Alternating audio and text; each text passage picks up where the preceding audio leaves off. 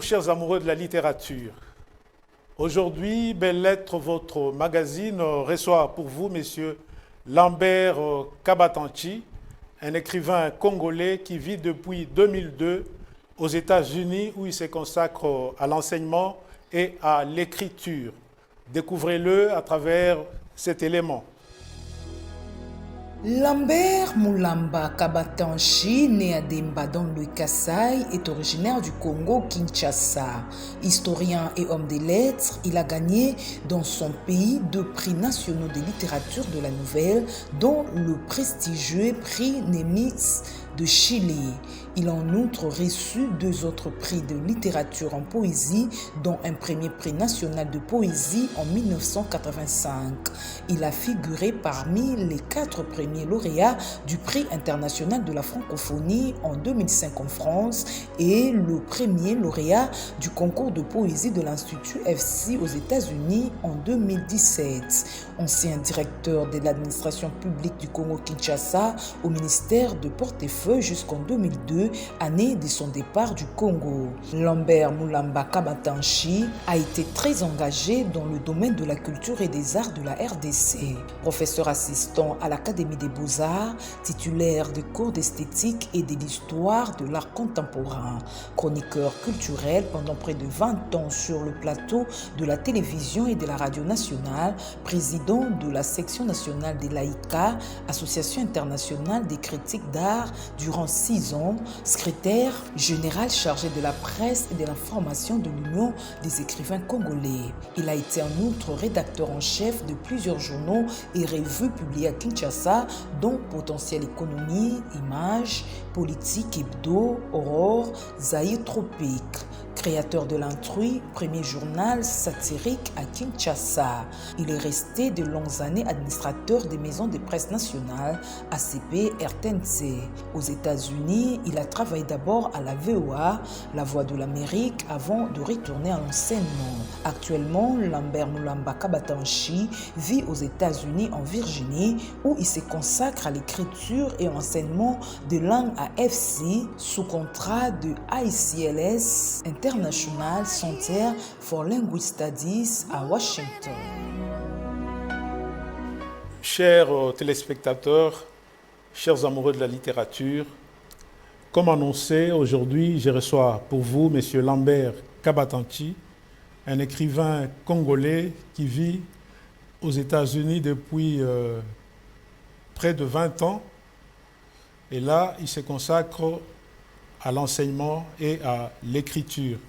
C'est avec lui que je vais m'entretenir autour de la littérature et de quelques-unes de ses œuvres. Bonjour, Monsieur Lambert. Bonjour, Monsieur Laurent. Bienvenue à Belles Lettres. Je suis ravi, je vous remercie de l'accueil. Belles Lettres me rappelle tant de choses, vous savez. Oui. Wita Kenge, de son temps, avait créé les éditions Belles Lettres. Oui. Et j'ai eu la chance d'avoir des manuscrits là-bas qui n'ont jamais été publiés, mais Belles Lettres, c'est quand même des souvenirs. Donc, je suis content déjà de la dénomination de l'émission. Merci.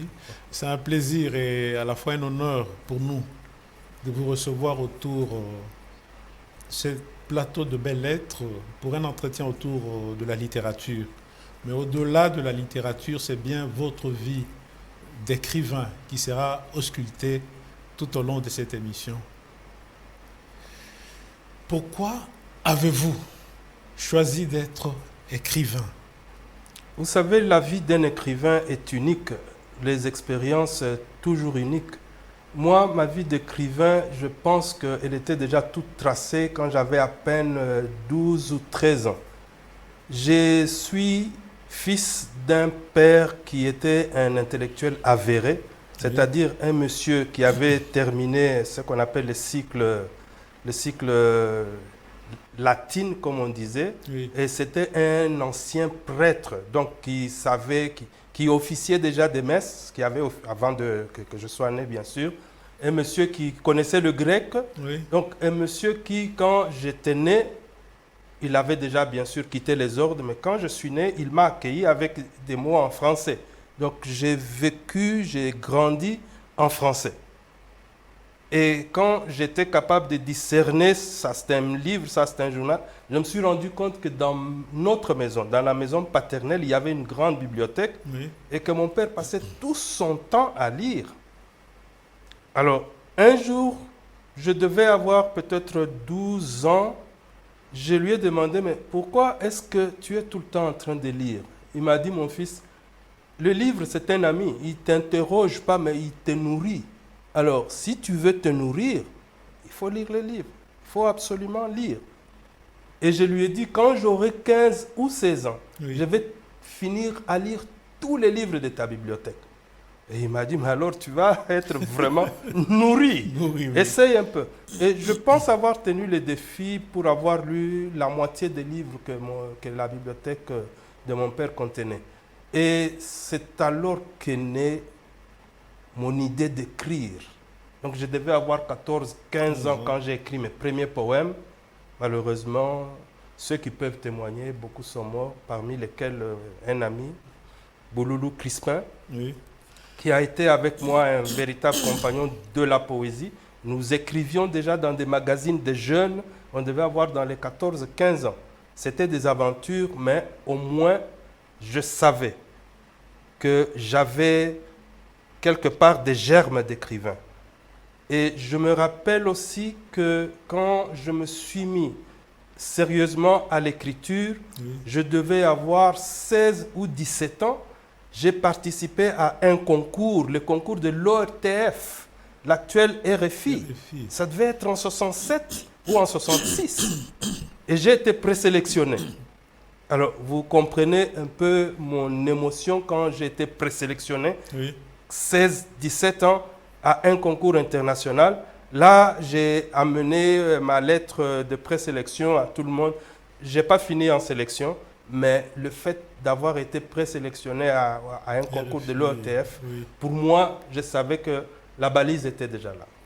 Et si on revenait à la bibliothèque de votre père, quels sont les auteurs, les livres qui vous ont marqué dans cette bibliothèque-là? Vous savez, si nous devons parler de cette bibliothèque, c'est au moins 60 ans. Il y a 60 ans, je n'ai pas beaucoup de livres dans ma tête, mais je sais qu'il y avait des ouvrages d'un certain Cervantes. On l'appelle Cervantes parce que c'est un espagnol, mais le premier livre que j'ai lu s'appelait Don Quichotte, de la Manche. Je l'ai lu, je devais avoir 13-14 ans. Et je dois l'avoir lu en 1 ou 2 nuits seulement. Oui. Et c'est un gros volume, là. C'est un gros volume. Alors, vous savez comment je lisais? Ça, je dois vous le dire. Mon père me surveillait.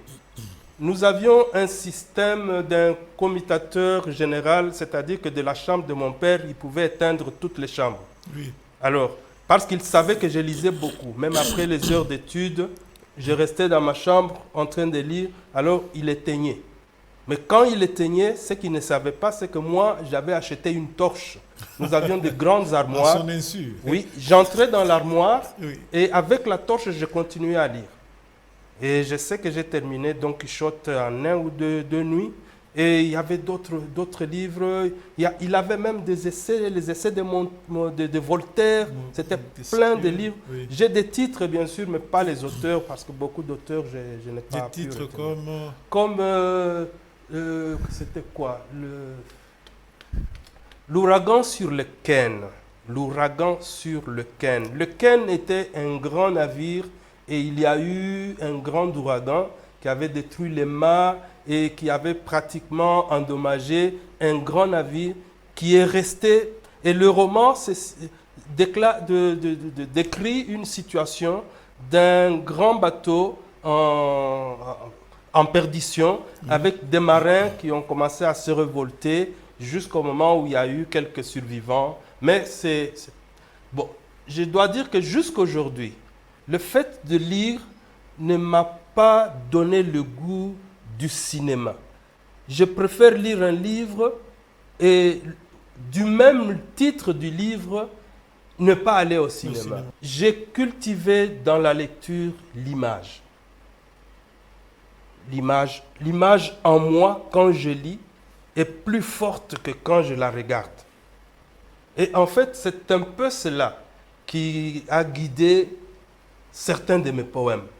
La plupart de mes poèmes, en fait, sont des poèmes qui résident sur des sons, sur des images. Dès que j'entends un son, Oui. curieusement, je la couple à un mot. Et avec ce mot, je cherche à l'associer à une image.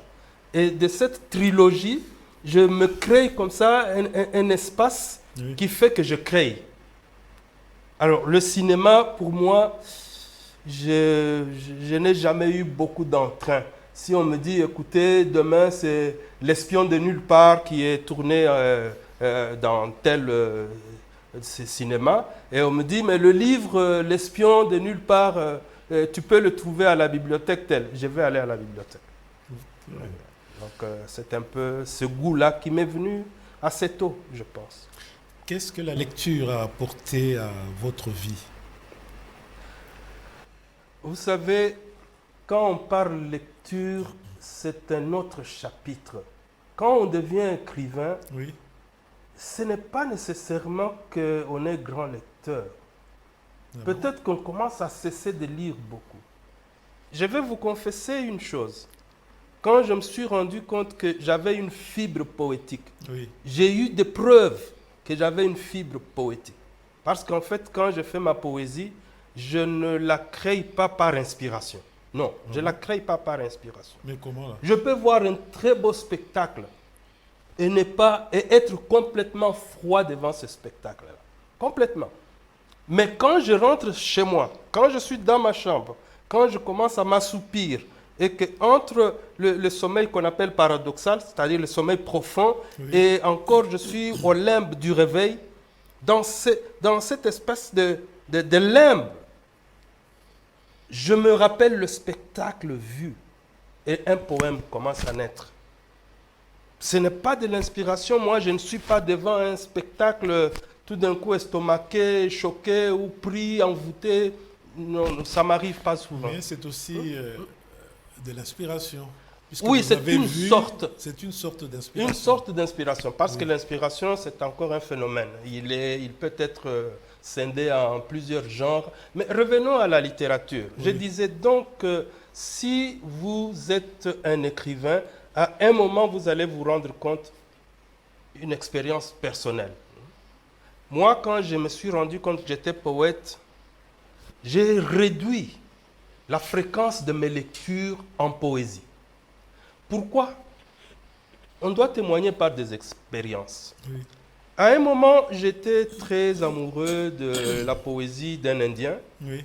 J'avais découvert Rabindranath Tagore. Oui. J'avais découvert un poème, j'ai lu, j'ai apprécié, je me suis dit, où est-ce que je vais trouver des recueils? On m'a orienté, j'ai acheté un recueil de Rabindranath Tagore, Oui. je l'ai lu et j'étais en pamoison, comme on dit. Oui. Je suis resté émerveillé, comme Alice au pays de merveilles, comme on dit. Alors, j'ai relu le livre. Oui. J'ai relu en fait, 3 ou 4 fois de suite, je revenais sur ce recueil. Il devait s'intituler Panier à crabe. Ah, panier à crabe. Oui.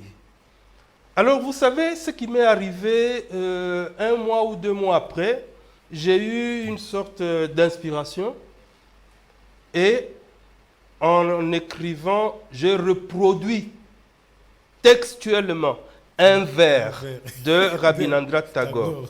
Mais ce qui est bon, c'est qu'avant que cette poésie-là, je la donne à publier ou à faire lire, Oui. j'ai relu et quelque chose m'a dit qu'il y avait un intrus dans ma poésie. Ok. Oui, oui. Alors, j'ai relu le vers, je suis revenu sur ce vers, je me suis dit, c'est lui l'intrus. Donc, par un mécanisme de lecture mentale, Oui. j'avais reproduit le vers de Rabindranath Tagore. Et, comme on dirait, j'avais fait un plagiat involontaire. Oui. Oui, oui. Donc, et je me suis dit que pour éviter ce genre de mésaventures, Oui. je ne dois pas lire à l'excès. Parce que quelquefois, on peut comme ça commencer à plagier sans le savoir, parce qu'il existe ce qu'on appelle une lecture mentale. Vous lisez, ça s'inscrit et ça reste. Et un jour, vous commencez à déballer vos poèmes ou vos récits, mais entre-temps, vous ne savez pas que certaines phrases des auteurs que vous aimez sont en train de passer par le crible et ça tombe dans votre sac et vous pensez que c'est à vous. Donc j'ai quand même essayé de réduire mes lectures, mais cela ne veut pas dire que c'est une réduction drastique, non, sélective. Je me dis, j'ai besoin de lire telle poésie, je cible 2 ou 3 auteurs, je les lis, je laisse. Mais je me dis que si je veux une personnalité poétique, je n'ai pas à trop rester dans la poésie de Masségabio, de Bouloukou, de Madame Faïk. Non, non, non, non. Je les respecte, j'aime leur genre, mais les lire souvent peut facilement me domestiquer. Ça, c'est pas bon.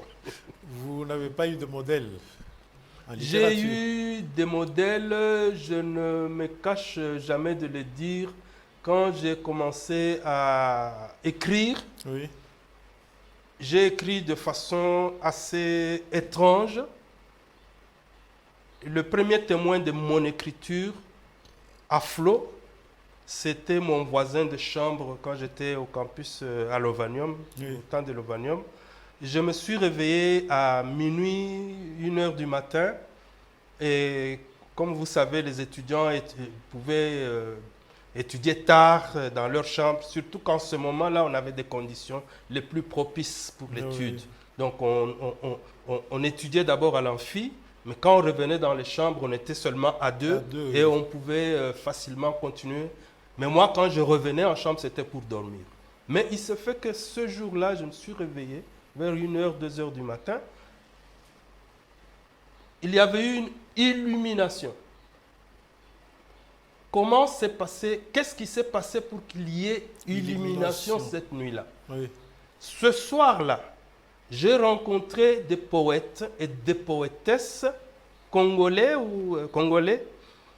que j'aimais beaucoup, dont j'avais lu la poésie et que j'avais beaucoup aimé, que j'avais pris pour modèle. Il s'agit de Masségabio. Oui. J'avais lu son première et j'avais été secoué. Pourquoi? Parce que je me retrouvais dans cette poésie-là.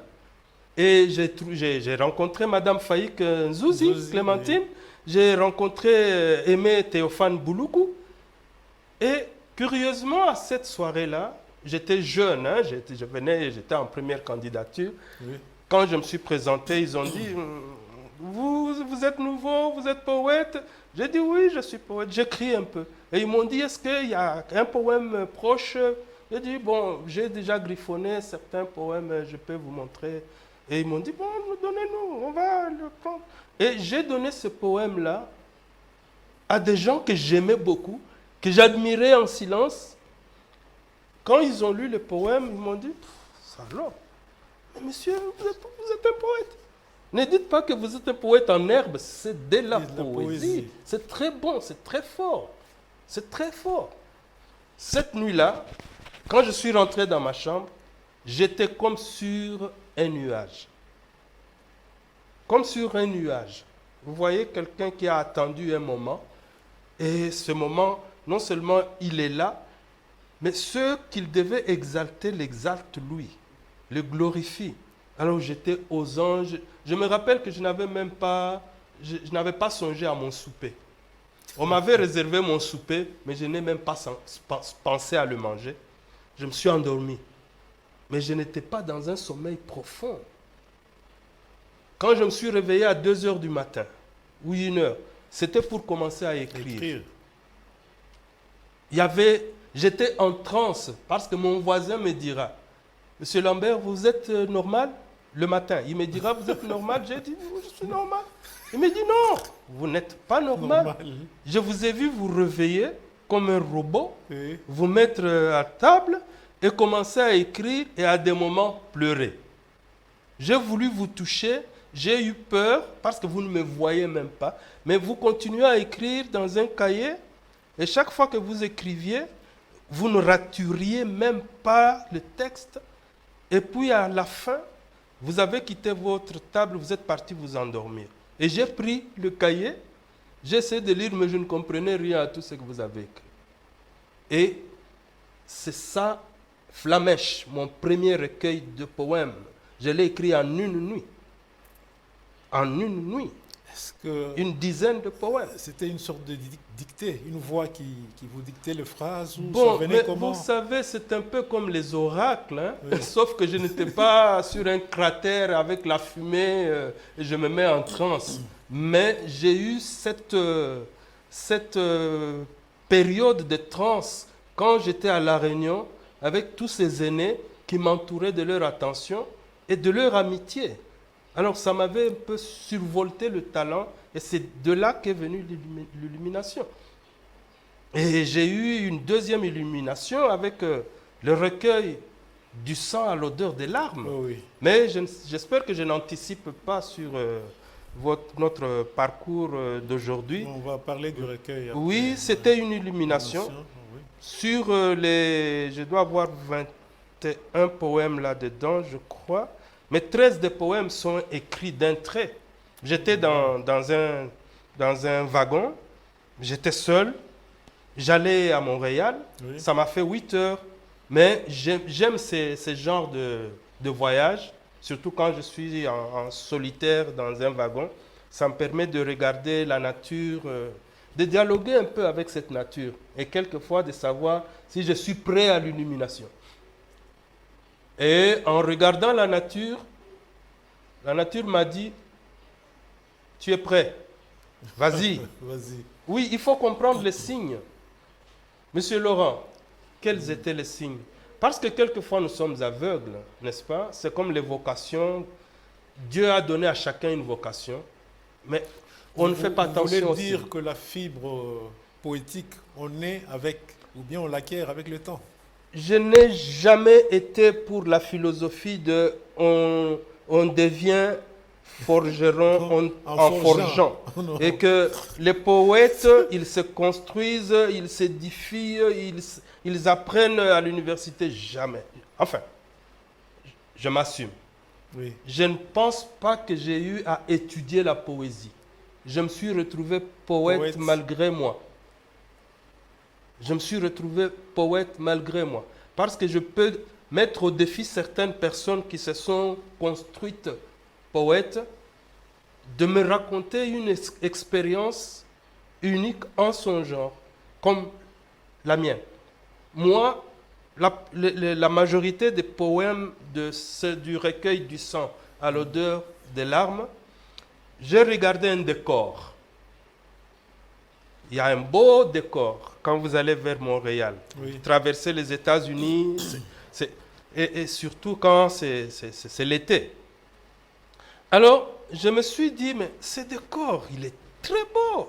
Les couleurs, là, c'est incroyable. Ça, c'est des tableaux, ça. Et une voix m'a dit, mais mon cher ami, ces décors-là, ils sont chez toi au Congo. C'est plein de décors aussi beaux que ces décors-là. Et une autre voix m'a dit, bon, ces décors-là, ils existent bien sûr, mais ils sont maculés de sang. Dans ces décors-là, il y a toujours des enfants qui pleurent. Ces décors-là, quelquefois, ils cachent des fosses communes.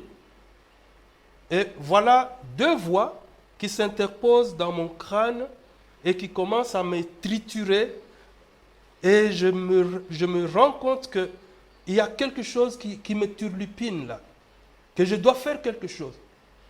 Et machinalement, je prends mon bic, je prends mon cahier, ou mes cahiers. Mes cahiers et mes bics m'accompagnent toujours, quand je suis dans ces voyages-là. Et je commence à écrire. J'étais seul dans le compartiment. J'ai écrit au moins 13 poèmes.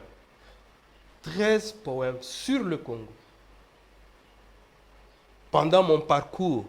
Et vous vous rappelez, un des poèmes, j'ai dit cela à Massé Gabio. Et Massé Gabio, qui ne savait pas que j'ai écrit le poème dans le train, il m'a dit, est-ce que vous étiez dans un train? Il avait raison. C'est un poète. Oui. Oui, ce sont des moments que nous connaissons. Quand on est des vrais poètes, avec cette fibre-là, on ressent cela. Tous, Mais si c'est de la poésie un peu à l'eau de rose, poésie un peu traficotée, vous n'allez pas vous rendre compte que ça, c'était essentiel. C'était dans votre veine, ça sortait de vos pores, pratiquement. De vos tripes. Et vous crachez, pratiquement. Pour vous, les lieux importent peu. Vous pouvez écrire n'importe où. Les lieux importent peu. Tant qu'il y a un son, tant qu'il y a une image, je mets mes mots à la disposition du son et de l'image. C'est tout. Ok. Si on peut revenir à la poésie, il y a quelqu'un qui a comparé la poésie à l'albatros baudelairien, Oui. qui est incapable de marcher dans un monde utilitaire. Est-ce que la poésie est encore utile dans ce monde? Vous savez, quand vous parlez d'utilité, moi, je vois engagement, n'est-ce pas? Je vois engagement. Le mot engagement, c'est un mot qui est assez... Il est assez délétère. C'est un mot qui est évanescent. Quand je dis que je suis engagé, par rapport à quoi? Parce que le contraire, c'est aussi une sorte d'engagement. Vous me comprenez? Oui. Oui. Si moi j'écris ma poésie et que dans ma poésie il n'y a pas de politique, vous allez me dire que je ne suis pas engagé politiquement? Mais peut-être que le fait de ne pas écrire de la poésie, de ne pas mêler dans ma poésie la politique, c'est un engagement. Je veux montrer que ma poésie n'a que faire de la politique.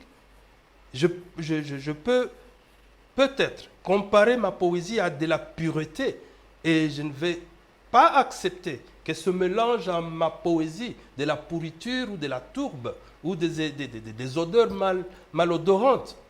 C'est un engagement. L'engagement, je pense que ça doit être vu de façon assez, je dirais, dialectique, existentielle. Ça doit être quelque chose de très senti. De très senti. Moi, quand j'écris, je ne me réclame pas d'une politique quelconque. Mais je me dis, est-ce que moi, je vais changer le monde? Et je réponds à ma question. Oui. Ma question, c'est non. Je ne changerai pas le monde. Je me dis, mais qu'est-ce que je fais là comme écrivain? Je me dis, ok, comme écrivain, je suis un témoin. Et je continue la série de questions. Mais comme témoin, qu'est-ce que tu as à montrer? Je dis, comme témoin, j'ai à montrer des choses que le commun des mortels ne voit pas. Donc, c'est cette espèce de hypersensibilité qui peut me permettre d'évoquer des choses qu'eux ne voient pas. Moi, je constate, alors j'écris, quand lui lit, il se rend compte que non seulement je décris, je constate, mais je suis en train aussi de réprouver, je suis en train de fustiger, je suis en train de condamner. Donc, quelque part, ma poésie est en train de le remettre en selle. Ça veut dire lui redonner une espèce de prise de conscience. Et peut-être que moi, je ne songeais pas à cette prise de conscience, mais je me suis juste dit, n'étant pas capable de changer mon monde, je vais essayer d'aller au-delà de ce que mon voisin ne voit pas, mais lui donner quand même une matière à réflexion. Et si lui, il veut se prendre en charge, qu'il me lise calmement, correctement, peut-être qu'il va comprendre qu'il y a la matière à réflexion. Et peut-être que je pourrais, d'une façon ou d'une autre, orienter ces prises de position. Ce n'est pas que je cherche une révolution, pas une révolte, mais j'aurai un objectif, c'est pouvoir le mettre dans une tourmente qu'il vit, qu'il ne veut pas voir. Et moi, je lui dis, ouvre les yeux par ce que j'écris. Est-ce que toute poésie doit véhiculer un message? Non, pas nécessairement. Et vous savez, c'est comme ça que je peux faire un relais avec l'art. Oui. L'œuvre d'art, est-ce qu'elle doit donner un message? Elle vise en premier la beauté. Non, pas en premier. Oh, même en premier, l'œuvre d'art. Non, vous savez, ça, ce sont des poncifs anciens. Oui, je m'excuse. Mais c'est des poncifs anciens. Aujourd'hui, l'œuvre d'art ne vise pas en primeur la beauté. Non. Et vous savez, tous les théoriciens de l'art, presque tous, contemporains, je vais dire, Parce que si nous essayons d'aller un peu plus loin avec tous les anciens, les Kant, Hegel, les Decker, et les plus récents, les Souriau, les Adorno, les Danto, vous allez vous rendre compte qu'il y a une espèce de fossé qui est... C'est infranchissable. C'est infranchissable. Parce qu'ils en viennent maintenant à des polémiques tranchées et à récuser pratiquement tous les vieux canevas académiques. Mais, Monsieur Laurent, qu'est-ce que vous allez me dire quand c'est cet artiste, bon, il est venu avec l'étoffe d'artiste, il vient avec un urinoir, il le renverse et il le présente dans un salon des œuvres d'art. Oui. Il présente ça comme œuvre d'art. On le chasse et lui, il écrit dans les journaux pour dire non, j'ai présenté une œuvre d'art, pourquoi est-ce qu'ils m'ont chassé? Je peux justifier que c'est une œuvre d'art. Et il donne sa façon de voir l'esthétique. L'esthétique ne doit pas avoir vraiment des canons, avait dit M. Duchamp. Et M. Duchamp a pu convaincre les gens. Et son urinoir, aujourd'hui, c'est l'objet d'art qui a fait éclater les digues de l'académisme. Et c'est un peu comme la poésie. Est-ce que la poésie a besoin d'un message? Moi, je lis une poésie d'ailleurs. Qu'est-ce que je vais chercher là-dedans? Monsieur Laurent, je confesse, je ne vais pas chercher un message. Je vais chercher une musicalité des mots. Je vais chercher un jeu de mots. Je vais chercher quelque chose qui va me prendre aux tripes. Je vais chercher à communier à cette autre âme que moi. Je vais me dire, voilà quelqu'un qui a des choses à dire et qui l'exprime par des rimes. Et je vais entrer dans les rimes. Je vais voir une prose qui est bien établie, des sonnets. Je suis juste le rime, le rythme. Je n'ai que faire du message. La poésie, si vous venez vite en poésie pour livrer un message, je préfère dire, sans décourager les jeunes poètes en herbe, oui, que c'est un faux chemin. Un artiste aujourd'hui, et ça je le dis aux artistes, pour avoir été professeur à l'Académie des Beaux-Arts, j'ai dit aux jeunes artistes, ceux qui me voient, ceux qui m'entendent, que si vous prenez votre pinceau, vous prenez votre herminette, vous entrez dans un atelier pour vous dire, ok, je vais maintenant faire une œuvre d'art, ça doit être beau, vous êtes sur le mauvais chemin. Si on peut revenir à l'œuvre d'art, qu'est-ce qu'une œuvre d'art, M. Lambert? Ça, c'est complexe. Oui. Comme vous êtes là, vous êtes une œuvre d'art, M. Laurent. Comment ça? Vous m'apprenez Mais des choses. Mais vous avez là. Une structure, M. Laurent. Vous avez une composition, M. Laurent. Vous avez une vie, vous activez. Une œuvre d'art, dès qu'elle s'installe, dès qu'elle présente des motifs, dès qu'elle a une vie, parce qu'une œuvre d'art ne doit pas nécessairement être une sculpture, ne doit pas nécessairement être une peinture. Une œuvre d'art, c'est de la musique aussi, n'est-ce pas? Une œuvre d'art, c'est de l'architecture. La poésie aussi. C'est de la poésie. Donc, en fait, c'est toutes ces structures qui se conjuguent pour livrer, pas nécessairement un message, mais un existant.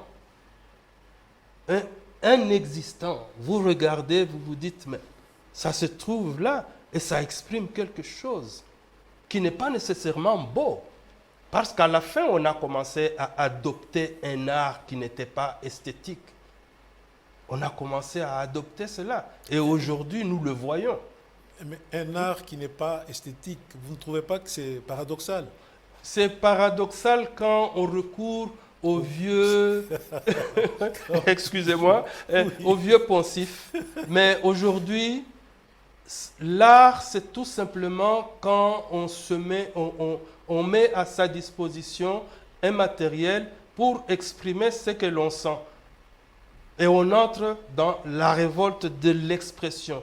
Si vous essayez de calfeutrer l'impression de l'art dans la beauté actuellement, vous ne ferez pas beaucoup de clients. Parce que le marché de l'art tient compte de la croissance de l'art qui n'est plus à l'esthétique, qui est juste à l'expression, a une certaine esthétique, une certaine esthétique. D'ailleurs, quand je dis certaine esthétique, c'est pour ne pas entrer dans les méandres des théories, parce qu'on préfère parler maintenant des esthétiques. Il y en a plusieurs. Que pensez-vous de l'art pour l'art? L'art pour l'art, vous savez, l'art pour l'art qu'on peut traduire pour l'esthétisme, l'art pour l'art qu'on peut traduire aussi par le mot hédonisme, c'est-à-dire que l'art qui en fait n'est là que de façon désintéressée. Hein. Vous faites de l'art parce que c'est par plaisir. L'art pour l'art existe, mais à mon avis, c'est une notion, je ne dis pas qu'elle est désuète, mais c'est une notion qui peut se défendre, mais qui peut être détruite aussi. Et beaucoup de gens ne font plus l'art pour l'art aujourd'hui. Ils font l'art parce qu'ils veulent vivre, ils doivent vivre, ils veulent défendre certaines expressions qu'ils ont à eux, et ce n'est plus très désintéressé. Et puis, vous savez, l'art pour l'art, c'est vraiment un cliché aussi très antique, hein, très ancien. L'art pour l'art, c'est quand même assez antique. L'art pour l'art, c'est un art qui n'est pas utile. C'est désintéressé, c'est le plaisir. Tout simplement, vous allez au plaisir et vous faites cela. Si on revenait à la poésie, quelqu'un a dit, c'est Jocelyn Danga, pour ne pas le citer, je cite. Je dois avoir lu quelque chose c'est un jeune écrivain congolais. Oui. Je dois avoir lu quelque chose dans la revue Lelo qui m'a beaucoup plu de lui. Oui. Je l'ai reçu aussi dans Belles Lettres et il a dit quelque chose d'assez intéressant. Je cite, « La poésie est un peu comme le sang de la littérature. Une littérature qui n'a aucune goutte de poésie est technique et n'est plus de la littérature. Elle devient de la science, carrément science sociale, dissertation. » Êtes-vous de cet avis? Qu'est-ce que vous en pensez? Pour sûr, la poésie, c'est vraiment le sang de la littérature. Je suis d'accord avec lui. Mais ce que j'aimerais aussi lui dire, c'est que la poésie, c'est une partie d'un tout, n'est-ce pas? Oui. Et quand vous faites de la littérature, je prends mon exemple, c'est plus facile. Si vous prenez mes nouvelles, dans mes nouvelles, il y a de la poésie. Si vous prenez mes romans, j'ai des chapitres, quand vous lisez, c'est de la poésie pure. Alors, est-ce que je dois appeler cela poésie romancée? Comment je vais appeler cela? La poésie reste pure quand elle est isolée. Mais quand vous l'incluez, quand vous l'imbriquez dans un schéma déjà tout fait, il peut être roman, nouvelle ou conte, ce n'est plus vraiment de la poésie. Mais ça apporte beaucoup. Donc pour moi, la poésie, c'est un apport terrible pour les autres gens. Et je ne sais pas si je dois vous le dire vraiment, des genres que moi j'aime et dans lesquels j'aimerais exceller, c'est d'abord la nouvelle. Ensuite, le roman, oui. Et après la poésie. Pourquoi je mets la poésie en dernier lieu? Je mets la poésie en dernier lieu parce que la poésie est souvent un genre lyrique et c'est un genre qui, à mon avis, à des moments, est un genre un peu pleurnichard. Hein? La poésie? Oui. Et vous savez, la poésie, elle est un peu aussi psychanalytique. Et moi, j'ai mis la poésie en dernier lieu dans mes préférences littéraires, alors que je me sens plus poète que nouvelliste ou romancier. Je l'ai mise derrière tout le monde. Pourquoi? Derrière tous les gens. Pourquoi? Parce que je me suis dit, je dois arrêter d'exhiber des pans entiers de mes sentiments, de mes ressentiments, de mes affects intérieurs. Je dois révulser tout ce qui me concerne dans le roman, dans la nouvelle, qui sont un peu plus psychologiques et qui témoignent plus facilement d'une intrigue, et on peut voir comment j'évolue dans ma vie. Mais ma poésie, elle m'enferme, elle me met dans une gangue sentimentale et elle me crée du tort. Ah bon? Oui, j'ai toujours pensé que la poésie m'a rendu faible, dans le sens que les gens m'ont facilement étiqueté de émotionnel, donc épidermique, de ce genre Et d'épithète. pourtant, vous êtes fondamentalement, principalement poète. Absolument, je le sais. Mais C'est est-ce comme que... si vous êtes en train de chasser en vous votre véritable nature. Non, je garde ma nature, mais je me dis que j'en ai marre des voyeurs. Voilà un peu ça. Oui. Parce que quand on vous lit, on vous déshabille, vous savez. Oui. On entre dans votre profond être. Dans votre intimité. Oui. Oui. Et on vous lit. Vous êtes là à page ouverte. Peut-être vous ne le savez pas. Mais moi, j'ai vu des gens qui se comportaient avec moi d'une façon tout à fait calculée, parce qu'ils m'avaient lu. Oh, attention, il est très émotif. Et quelque part, il y a un peu d'ironie aussi, il y a une certaine condescendance. C'est pas mauvais, mais à un moment, il faut chercher à garder son être profond pour soi et essayer d'occulter ça dans des genres comme le roman, la nouvelle, qui sont dans des trames. Et vous pouvez travailler sur des trames psychologiques, vous pouvez travailler sur des intrigues, être à l'aise. La poésie ne vous met pas à l'aise, elle vous enferme. Oui, oui, oui. Est-ce qu'il vous arrive de vous relire et de vous extasier devant certains de vos textes? Je ne vais pas répondre à cette question, je vais juste vous dire que je ne sais pas reprendre ma poésie. C'est-à-dire que si j'ai perdu un poème, c'est difficile que je le reconstitue. C'est très difficile. Parce que souvent, quand j'écris un poème, je ne le retouche pas. Oui. Alors, c'est comme si j'ai craché et mon crachat, je ne sais plus le reprendre. Je ne sais plus. Il est absorbé dans le sable. Il ne vous est jamais arrivé de relire certains de vos textes et de vous émerveiller devant ces textes-là? C'est ça ma question. Vous savez, quand on donne de bonnes réponses, c'est souvent des témoignages, n'est-ce pas? Oui. Je vais vous dire comment une fois j'ai relu mes textes. Oui. J'étais au Canada, j'étais l'invité d'une émission de la poésie. C'était Poésie Autrement. Et bon, je ne me rappelle pas le présentateur. C'était un Ivoirien. Un Ivoirien. Bon, ça va me revenir. Alors, il me présente. Il présente mon recueil.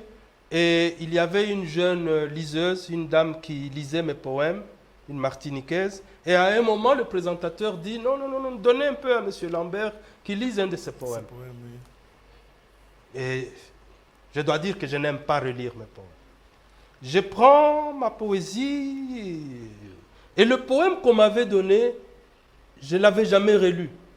Je l'avais écrit une fois et je l'ai mis dans un recueil, on a publié. J'ai relu ce poème-là juste pour les corrections. Mais quand vous faites les corrections, en fait, nous revenons à ce phénomène dont je vous ai parlé, la lecture mentale. Quand vous faites vos propres corrections, oui, c'est difficile de trouver une faute parce que vous ne lisez pas. C'est déjà imbriqué, c'est dedans dans votre cerveau, vous pensez que vous lisez, mais en fait, vous passez vraiment. Alors, moi je prends mon poème, je commence à le lire trémolo dans la voix et finalement des larmes. Vous comprenez? Donc, Oui. quelque part, ma poésie, c'est un peu ce que j'aime dire aux artistes. Oui.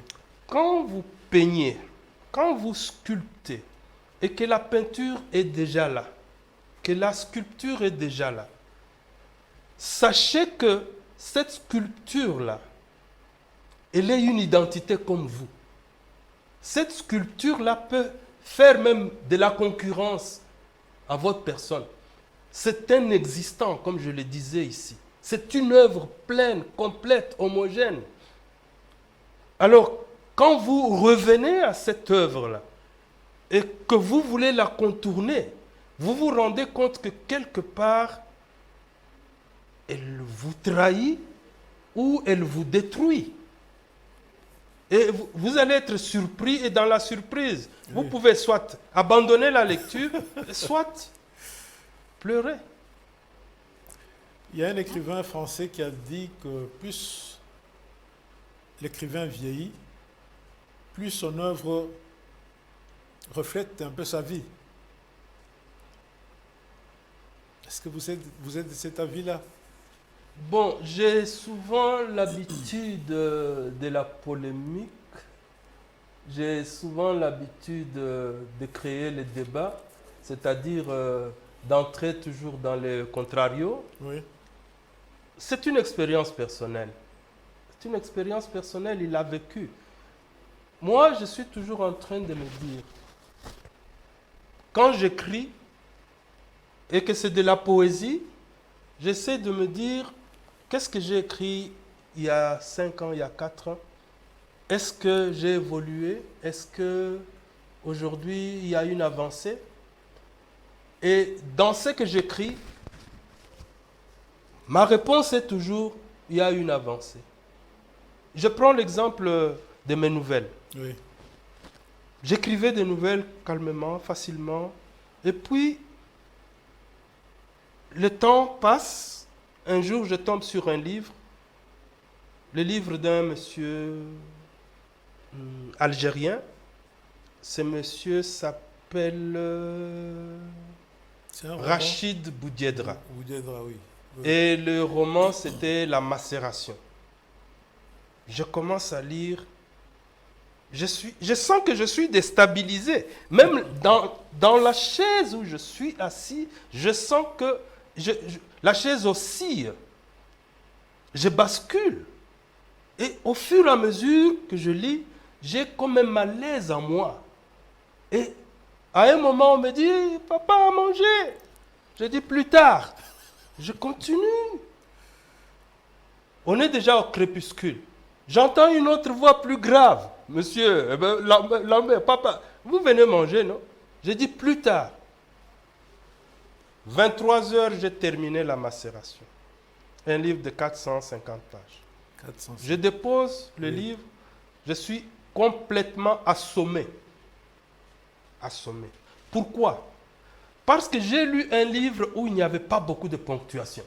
Presque pas de ponctuation. Et qu'est-ce qui s'est passé maintenant en moi? Vous savez, la ponctuation, quand on est enseignant de français, la ponctuation, un peu imagée, c'est comme la respiration de la lecture. Oui. Alors, imaginez que vous ayez maintenant une lecture sans ponctuation, sur 400 pages. Comment est-ce que vous allez lire?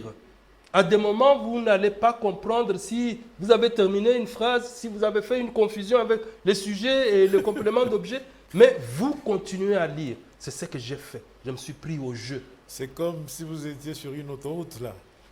Et vous êtes en train de... Et vous savez, je me suis rappelé, étant professeur de français aussi, je me suis dit, il n'y a pas de ponctuation, donc il n'y a pas de respiration dans cette lecture. Oui. Donc, je suis convié à adapter ma respiration sur la respiration de l'auteur. Et c'est ce que j'ai fait pour terminer la lecture. Alors, quelques années passent, une petite illumination arrive, je prends un cahier, je commence à écrire sans ponctuation. J'ai fait comme ça, j'ai rempli une trentaine de pages, sans ponctuation. Et quel a été le signe de l'illumination? Oui. Mon épouse vient me dire, tu sais que demain, à 11 heures, il y a un concours qui se termine. Est-ce que tu étais au courant? Et je lui dis, non, je n'étais pas au courant. Il dit, oui, oui, oui, oui. Les Chiliens, ils ont organisé un concours. Et à ce concours-là, c'est quand même alléchant. Les prix sont bons. 1989, je pense. $1000, des choses. J'ai dit, ah bon? Alors, la nuit, je dors, je me dis, $900, $1000 dans la poche pour un prix. J'ai quand même une tête d'écrivain. Oui. Hein? Ce n'est pas de la poésie, je suis plus à l'aise. Mais j'aime la nouvelle. Vers minuit, Oui. j'ai dit à ma femme, je vais participer au concours. Elle me dit, tu blagues? J'ai dit, je vais participer. Je vais écrire une nouvelle. Elle me dit, tu connais le sujet? J'ai dit, je ne connais pas, mais je vais participer. Monsieur Laurent, authentique, ma femme vit encore. Je me mets à table, je prends mon bic et un pan de ma vie me revient tout entier. Mon premier vrai amour. Comment ça s'est passé, comment il y a eu des problèmes. Mais je mets ça dans une véritable tourmente, un drame terrible. Alors là, je ne respire pas, j'écris. Presque pas de ponctuation. Une nouvelle? Une nouvelle. Je termine la nouvelle vers les 4h, 5h du matin. Trentaine de pages. J'ai dit à ma femme, je vais faire taper ça aujourd'hui. À 11h, je vais aller déposer à l'ambassade de Chili. Elle me dit, mais tu es sérieux là? C'était à Kin? Oui, oui, j'étais encore à Kin. Non, je n'étais en 1989. Oui. Alors, je vais à mon bureau, j'étais au portefeuille en ce moment-là. Je demande à une secrétaire, Betelanga et Loko. Elle me dit, mais comment ça? Je dis, non, je vais te donner quelque chose. Et on me tape ma nouvelle. Je vais à l'ambassade de Chili. Avant 11 heures, je suis là, je dépose. Et j'arrache le deuxième prix avec $900 dans mes poches. C'était le fameux Prix Nemis. Nemis Oui, de oui. Chili. Oui, oui. Et le titre, c'était Plan inversé. Non. Plan inversé d'images parallèles. Ok. Presque pas de ponctuation. Et ceux qui avaient lu la nouvelle, je suis tombé sur un membre du jury. C'était le professeur Ndaiwel. Ah, Il avait été choisi parmi les membres du jury. Il me dit, mais quand nous avons découvert que c'est toi, parce que quand vous envoyez les textes, le nom n'est pas là, n'est-ce pas? Il n'y a que des numéros. Et puis, c'est quand on doit vous envoyer maintenant les annonces. Oui. Et il me dit, cette nouvelle-là nous avait complètement estomaqué. Et il me dit, mais vous savez, le premier prix, c'est parce que ça entre un peu dans certains rouages. Il faut faire attention à tout ça. Mais c'est que toi, tu avais écrit. Détonnant. Donc, c'est pour vous dire qu'on peut vieillir, mais la nouvelle, le roman, votre activité littéraire ne va pas vieillir avec vous. Non. Parce que moi, j'ai toujours... Le roman que j'ai écrit en 2020, Oui. je ne dis pas qu'il est meilleur roman écrit en 2014, mais je pense avoir pris une nouvelle dimension que n'avait pas le roman Un ange dans la tourmente. Ok. Et Après notre plus de registre. 40 ans de pratique littéraire, écrire pour vous relève d'une volonté ténace de demeurer dans l'écriture ou plutôt d'un mouvement, d'un élan qu'on ne sait pas arrêter? C'est un sacerdoce. Je résume un peu tout cela. On ne sait pas arrêter cela et on en fait sa vie. J'ai 4 projets Oui. de romans, mais pour moi, c'est des romans qui sont presque finis parce que dans ma tête, il y a comme en filigrane des étapes qui se succèdent et ça se profile comme ça chaque fois que je circule. Je me dis, aujourd'hui, ce n'est pas des connexions, c'est un des titres. et je prends le sujet, j'essaie de le nourrir, de l'alimenter. Et demain, je me dis, le virus tueur, face au virus tueur. Et je me dis, c'était ça, et je me remets les personnages. Et je peux faire 2 ans, 3 ans, si Dieu me garde. Mais entre-temps, dans ma tête, quelqu'un peut me voir distrait, mais il ne sait pas que je suis en train de mettre en coulisses. Ça coulisse dans mon cerveau des scénarios. Oui, j'ai toujours peur quand je traverse la route, parce que quelquefois, je suis dans un scénario, oui, et bon, une voiture peut me happer. Donc, c'est un sacerdoce. Dès qu'on s'y met et qu'on a la passion pour cela, on n'a pas envie de quitter. Et voilà. Vous voulez dire qu'on est écrivain ou poète pour la vie et non pas pour un temps? Moi, je préfère pour la vie. Pour un temps, c'est que quelque part, il y a eu un intérêt. Oui. Et il y a eu un certain positionnement. Et on en connaît, n'est-ce pas, des écrivains qui se positionnent juste en écrivant. Et dès que la position est acquise, il n'est plus écrivain. Vous avez quitté le Congo pour les États-Unis, mais on a l'impression que le Congo ne vous a pas quitté, puisque cela se lit à travers vos œuvres. Monsieur Laurent, là, c'est comme si vous posiez un problème d'immigration. C'est un sujet délicat, vous savez. Oui. Tous les immigrés, tous les gens qui se retrouvent de l'autre côté de l'Atlantique, les gens pensent qu'ils sont heureux. Moi, je doute. Je doute qu'ils soient vraiment heureux. J'ai passé 20 ans aux États-Unis et j'avoue que j'étais plutôt bien loti. Je travaillais dans un campus comme enseignant de langue et je n'avais que des diplomates qui étaient mes étudiants. J'ai gagné très bien ma vie. J'ai pu mener une vie décente, sans encombre, et sans me vanter. Je n'avais pas de besoin.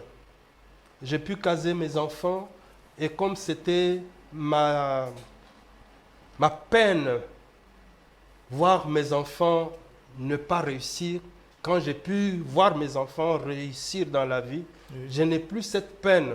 Et là, le Congo me dit, je suis là, ta peine. Je suis là. Parce que le Congo, c'est ma peine. Mais c'est ma nourricière. Je ne peux pas être écrivain sans être congolais. Même mon premier roman qui est pratiquement branché sur les États-Unis. Mais j'ai trouvé un prétexte pour mêler des personnages congolais. Je m'y suis mis moi-même parce que j'ai une technique, quand j'écris, c'est être dans mes personnages. Circuler d'un personnage à l'autre. Créer comme ça une omniscience dans mes personnages me permet de bien travailler une intrigue. Donc, je n'ai jamais quitté ma peau de Congolais. Et je pense aussi que la tourmente congolaise fait partie de l'inspiration. La joie de voir tout ce monde, cette population gouailleuse, oublieuse de certaines choses. Mais tout cela, c'est mon pays. Je ne peux vraiment pas faire fi de tout cela. Même si ça me révolte. Parce que quand j'écris, c'est de la révolte. Mes écrits, c'est de la révolte. Ma poésie, maintenant, c'est de la révolte. Même mon roman, ce roman-là, La nuit de l'inoubliable, oui, je fustige, mais en visionnaire. Parce que je dois vous dire que ce roman a été écrit pendant l'époque de M. Kabila. Pendant l'époque de M. Kabila. Mm-hmm. Mais vous savez qu'un roman, quelquefois, quand vous l'écrivez et que vous l'envoyez à une maison d'édition, vous n'êtes pas le seul. Vous allez vous retrouver sur une liste d'attente et peut-être que vous allez sortir dans les 6 mois qui surviennent, dans 1 an. Alors, mon roman avait prévu déjà beaucoup de choses qui sont en train de se passer dans le régime de M. Tshisekedi. Alors, c'est dire quoi? C'est dire que quand nous écrivons, nous donnons notre pensée, nous donnons nos réflexions. Nous ne sommes pas des acteurs. Nous ne sommes pas sur le champ de l'action. Mais nous donnons des armes à ceux qui sont dans l'action pour qu'ils ne reproduisent pas les erreurs du passé. Parce que si quelqu'un avait lu, si un Congolais, j'allais dire bien fait, un bon intellectuel, oui, si un bon politicien, si un Congolais lit cela et se rend compte que c'est un roman qui a germé en 2018 et qui est resté aux éditions et qui est sorti en 2020, il sera étonné parce que les erreurs du passé sont répétées. Et vous voyez, c'est un peu cela l'écrivain. Il montre aux autres, je constate, je ne suis pas acteur, mais voilà mon point de vue. Ça, c'est une erreur. Ne reproduisez pas l'erreur. Il remet les gens en confiance, mais en leur disant, remettez la conscience à plat. Ok. Tout au long de votre carrière, vous avez, en tant qu'écrivain, vous avez gagné quelques prix littéraires. Que pensez-vous des prix littéraires? C'est un encouragement, c'est vrai, c'est vrai. C'est aussi une assurance que vous sortiez de l'émulation comme gagnant. Oui. Mais un prix littéraire, c'est aussi une balise. On vous dit n'arrêtez pas. Vous êtes sur le bon chemin, ne vous arrêtez pas en si bon chemin, continuez. Et puis, un prix littéraire, je pense que c'est une reconnaissance. Mais cette reconnaissance, Monsieur Laurent, elle a un prix. Ce prix ne doit pas être calculé en dollars, comme je le disais. J'ai eu le prix Némis, on m'a remis de l'argent, j'en avais bien besoin. Mais cette reconnaissance devrait être prise dans un sens plus élargi. C'est-à-dire, M. Lambert a eu un prix. Est-ce que nous devons le considérer toujours comme un citoyen lambda? Est-ce que nous devons en faire toujours un écrivain de, je ne sais pas moi, de bas-fond?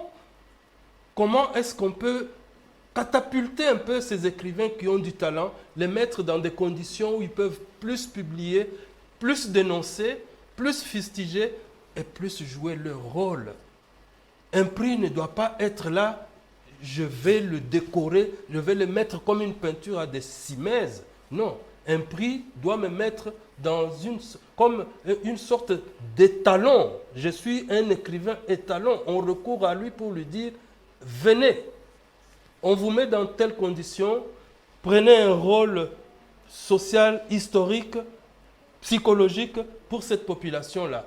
Faites cela, nous vous mettons dans des conditions pour que vous le faites. Ok, là nous sommes presque à la fin de notre émission. Nous n'avons pas eu le temps d'attaquer vos différentes œuvres. Nous le ferons peut-être dans une autre émission. Mais j'aimerais que j'aimerais lire un extrait de l'un des poèmes tirés du recueil Du sang à l'odeur des larmes. C'est à la page 18. Le poème s'intitule Congo à genoux. J'ai vu le Congo à genoux, gémissant, sous les poignards criminels de ses alliés, avec des milices envoyées pour son insécurité et des politiciens pour le maintien de son instabilité. Les multinationales ont gagné de l'embonpoint, gorgées de cobalt, de cuivre, d'uranium et de coltan. Et sans honte, les renégats entretiennent sa faim, sur laquelle ils nourrissent leurs rejetons maudits. Halte à l'hypocondrie de tous les mots hypocrites, colorant les génocides sous les labels ethniques. Haro sur les faiseurs des dirigeants sans âme, qui assassinent chaque jour de voix anonymes. Il est proche, ces lointains souvenirs qui revisitera ton fleuve majesté, ton peuple glorieux, sans la lèpre de la génération honteuse, avide de sang et d'écu. Il est proche, ce soleil levant, qui se couchera sur le dos de ton espoir. Fin de citation. Un commentaire à faire là-dessus? Un petit commentaire Bon, et puis je on dirais termine que ce poème, à mon avis, est un poème assez révélateur de certains de mes tourments, mais aussi révélateur de mes ressentiments quand j'écris. C'est-à-dire, vous allez vous apercevoir que je suis quelque peu désespéré, quelque peu dans des retranchements d'où je ne sais pas sortir parce que bloqué dans l'hypoténuse de mécréants, des gens qui n'ont pas de valeur. Mais à un moment, je me redresse. Pourquoi? Parce que je n'ai pas envie que ma poésie soit une poésie qui verse toujours dans un pessimisme obtus ou dans un fatalisme de cancrela, comme on dit. J'aime que même dans mes réalités les plus opaques, oui. Il y ait des raies de lumière, il y ait de l'espoir. Nous terminons par là. Et nous vous disons merci d'avoir répondu à notre invitation et surtout merci pour votre prestation si riche, si brillante. C'est moi qui vous remercie. Je vous en prie. Chers amoureux de la littérature, aujourd'hui j'ai reçu pour vous M. Lambert Kabatanchi, un écrivain congolais qui vit aux États-Unis où il se consacre à l'enseignement et à l'écriture. Avec lui, nous sommes entretenus autour de la littérature et de sa pratique littéraire. Nous vous disons merci de nous avoir suivis et vous fixons rendez-vous au prochain numéro de Belles Lettres. Bye bye.